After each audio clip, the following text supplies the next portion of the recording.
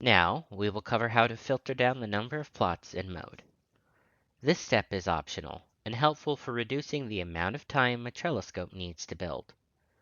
For certain datasets, like very large transcriptomics and proteomics datasets, it is possible that there are many plots that are not needed and could be filtered out to reduce build times. When opening this tab in the sidebar, you'll notice that at the bottom of this tab, there is a count of panels followed by an estimation of the build time for the Trelliscope display. If happy with this build time, close this tab and continue. If the data have been paneled by biomolecule, a minimum number of samples filter will appear.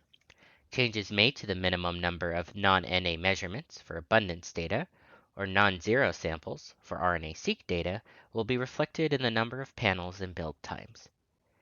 If statistic results are provided, panels can also be filtered by p-value.